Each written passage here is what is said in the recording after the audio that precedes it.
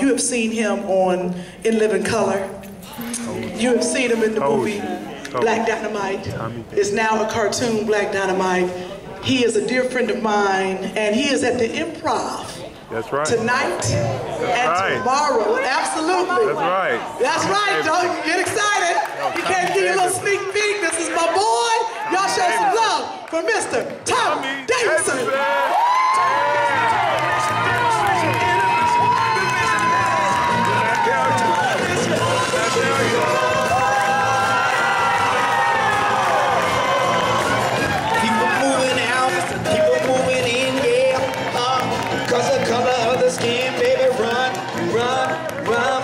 Can't hide with the heads in the sky. What's up? Have a good day. Yeah.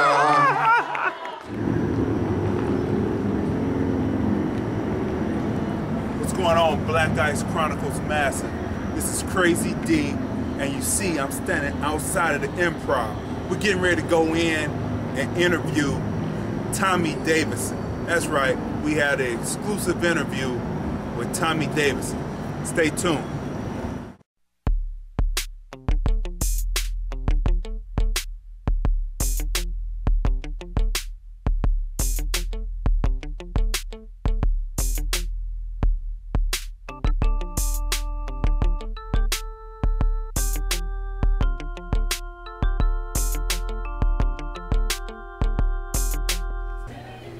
BLKICE Chronicles Massive.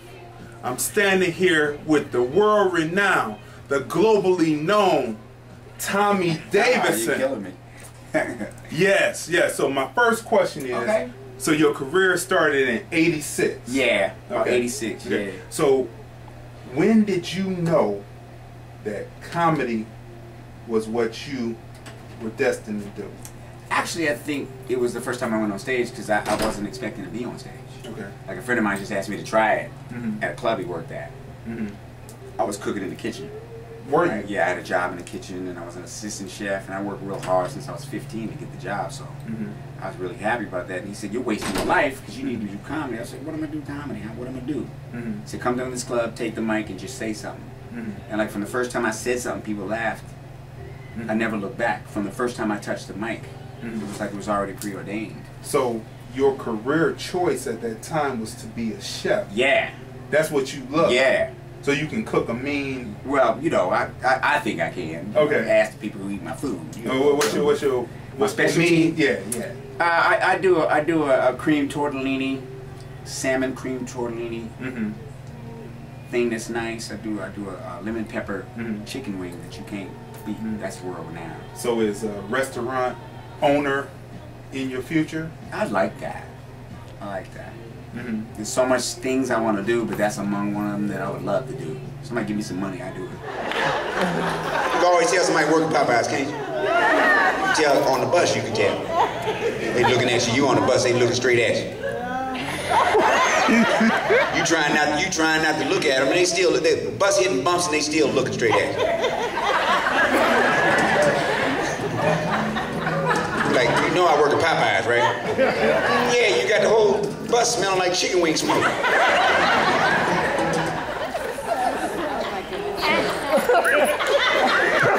Tell him there's a show going on here.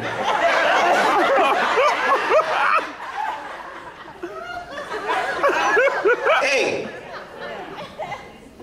Roger. So let's talk about the politics of Hollywood for a minute. You've been in it since 26 years. 26 years. Yeah. Is there something that is unfair about the politics in Hollywood? I'm not going to say unfair. I'm just going to say a challenge.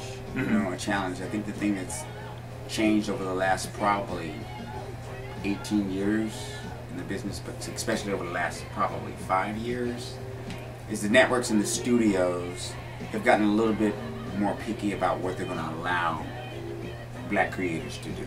Okay. It kind of reminds me of the old Negro Leagues, you know, where the whites own the white league. So it's really their choice to bring black players into the league. It's like the whites own the studios, they own the networks, and it's really up to them to get us involved. They really don't have to. Okay. You know, and so right now they're really not wholesale. Okay. It's not like a lot of new young black up and coming directors or actors are getting, you know, greenlit to do big movies. Mm-hmm. You know, so it's a little more difficult than it was, let's say, from '93 through about year 2000. Okay. You know, you had all those movies, Strictly Business, Booty Call, Friday, Jason's Lyric, New Jack City. I mean, what happened to those movies? Those movies can still be happening, right? And there's people that there's people that want to do those movies.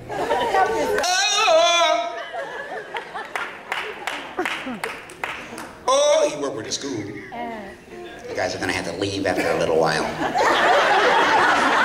a clipboard on your head. Come and check. Is everything going all right in here? You always know white boy come and check on you because of the way he walk. Yeah, you can tell, yeah. Fishing, you know what I mean? They speed that up on your ass too. Hey, look. You know they really mad when they put a little skip in it. Hey, look, we're gonna need you out of here.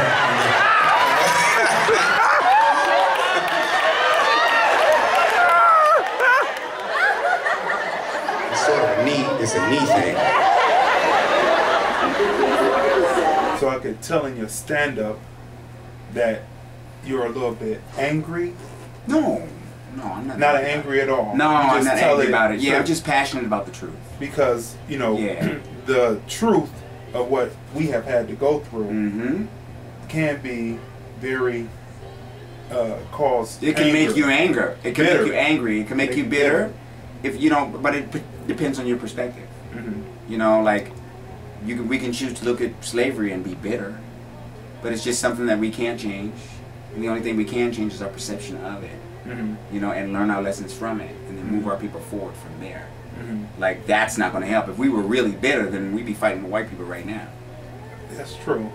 We would be like the rise of the Planet of the Apes. Yeah, it'd be like, so to speak. I mean, we'd be Molotov cocktail and everything, but that's not us. That's not who we are. We're a very spiritual group of people, Africans in general. Right. Where we come from culturally, we come from a communal social culture where we depend on each other for our success. Right. Whereas they come from sort of a Europe. Well, narcissistic. Right. Where it's all where it's all about the individual. And the hunt. Yeah, it's about the individual. Us, we're about community. It doesn't have to do with race or anything. It has to do with cultural differences. So once we realize who we are culturally, because we got removed from that for so long. So once we realize that's where we are, and it's going to be no big deal. It's going to be no big deal. Yeah, but we're still working towards that kind of awareness.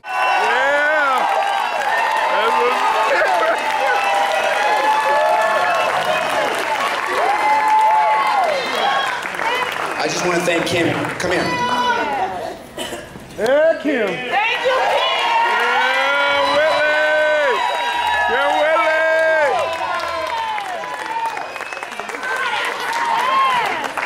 I just want to thank her for calling me this morning. She actually called me last night. And yeah. But just so you know, there's not many people that do what we do that are aware of what's going on out here. All right. And it ain't like they can't. For some reason, I don't know. People want to do what they want to do, how they want to do it. My mother was in the union. All right. She ran the union at HUD, at Housing and Urban Development. Okay. And, you know, I went to protests as a kid, from anywhere from the Klan to anything that was happening. You know, and the difference between now and then is, you know, there's legislature, and there's all this stuff going on. But the difference between now and then was people got out on the street. People really went out there and did it. Yep. You know? So to me, I'm just impressed that the spirit of unity is still here. And the unions are all we got. You know? So I'll just tell a quick story. My mother used to bring, we was on welfare, we used to bring groceries home. And then she would have all the little kids in the front bring our groceries up. You know. And then she started sending people home and stuff. Like little kid be carrying oranges out and milk. I'll be like, she is crazy. You know, and she told me, I said, what are you doing? She told me, one day you're gonna know. She said, one day you're gonna know what I'm doing. All right. And I understood what she was saying. She said, as long as you can give, you always gonna get back.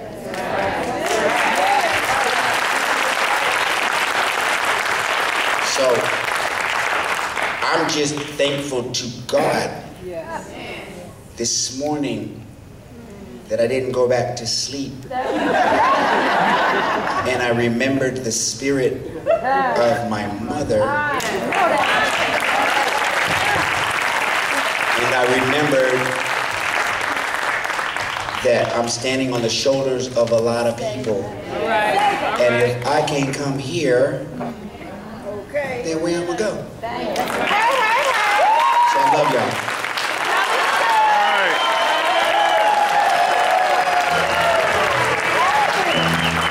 Tommy Davidson. Tommy, and he literally came this morning. So how do you determine how far you can go with the audience member? Because last night you really went in. I had one tonight too. Oh yeah, but you really went in on this guy. Like, how do you determine how far you can go with the audience member? I have an inside meter. You know, as long as I'm not too offensive to the person, I don't isolate them, and I don't put them down, but I sort of make them part of the party. You know, and then I'm vulnerable too. I mean, if somebody takes a shot at me, I'll laugh too. So I just make everybody, I make it one big party. And if somebody got singled out, they know I'm throwing it out there that everybody laughs at all the same things. So it's just me thinking out loud for everybody else. Look here! This little something, something.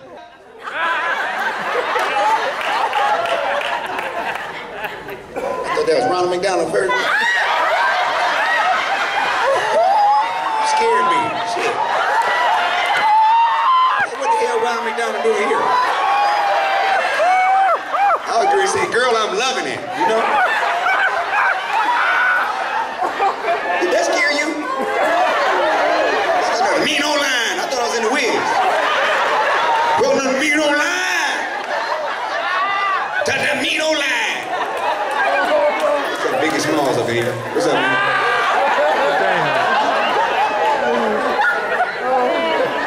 That's his brother, Jiggy Small. How long did it take for you to get to master that President Obama voice? He won the elections because of the debates. You don't get no brother no mic in the playoffs. He was freestyling. He just was making things up. They asked him a question, he just started freestyling. Senator Obama, what do you think about the word it? Well, first let's consider the word it. If it means lowering interest rates so Americans can afford homes, then it is plausible and it should work. If we're talking about it. Well, I think it took probably about a couple of months. And once I got the cadence, and once I realized that he would pause and sort of make things sound important, and some things that weren't important he could make sound important. And once I found those cadence and the differences in his voice, I was able to emulate that. And usually when I watch him long enough, I can actually do that. Now, how long did it... So when did you discover that you had the ability to do that, to catch people's voices and to be able to imitate them? I guess I really realized it on In Living Color. You know, because Keenan asked me to do certain things I'd never done before. He asked me to do Sugar Ray Leonard. I'd never done Sugar Ray Leonard before. So I tried to do them and I worked on them and I got them. You know, Sugar Ray Leonard's kind of like this. If I fight a fight like Tommy Hitman Hearns. Hitman Hearns is a very, very good fighter. Very good puncher. Long arms. Make it different for you. So I had to kind of go in there and learn it. Spike Lee and all the things that I did. I had to go in and learn. And that's when I learned, whoa, wait a second, I can really do this. I didn't even know they were called impressions. I was just doing imitations of people. So now people go, you're an impressionist and this, that, and the other thing. And I go, yeah, I am. So now I know I am. Now with the Sammy Davis, yes. I thought from watching you do it that you should have done the movie. Well, you know, I am going to. Okay. The movie hasn't been done yet, so that's what I've been working my butt off on. Yeah. Because they used another actor for the Rat Pack movie on HBO. Right. But you know, you know, the good thing about movies is why should there just be one? It was like 10 King Kongs. Mm-hmm. It was like 5 Star Wars. Mm-hmm. You know what I mean? I mean, how many Godfathers were there? How many Italian gangster flicks are there? It's a genre. Mm-hmm. You know, so you know, there may be a movie made on Sammy Davis Jr., but it won't be the one I'm gonna make. Mm-hmm. And I want mine to be great, because that's what my standard is. Right. You been that come here smell like salmon croquettes. You work Popeyes? I can tell by all that chicken flour on your shoes.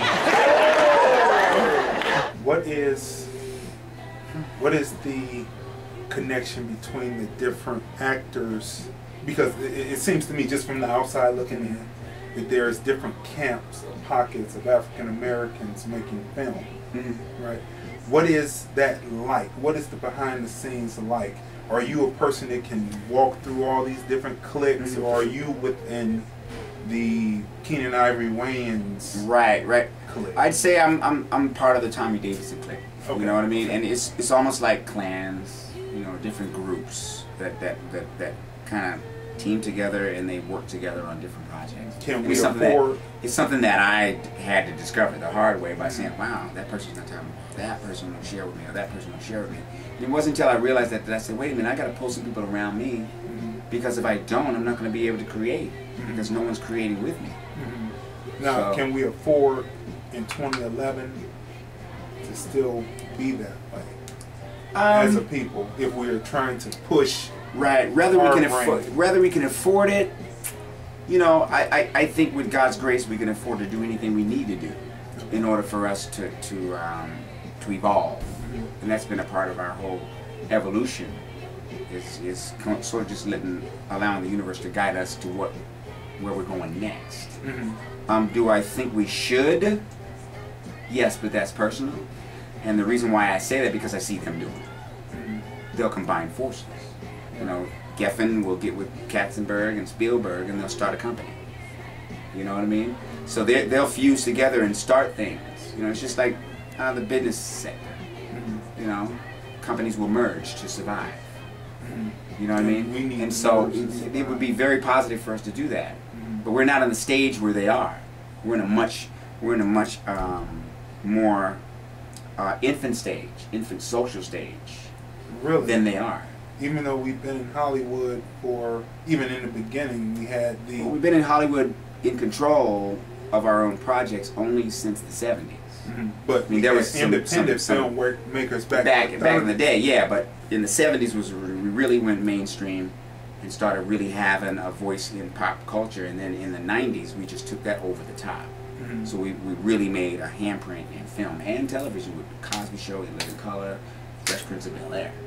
So those things are really, really positive, and we have to continue to do those things. But, you know, like I said, it's opinion.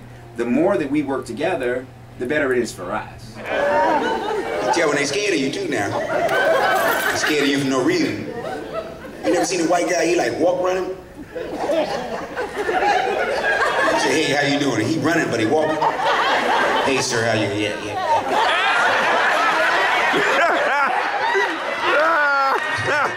You never seen that? He's going 80 miles an hour, but he...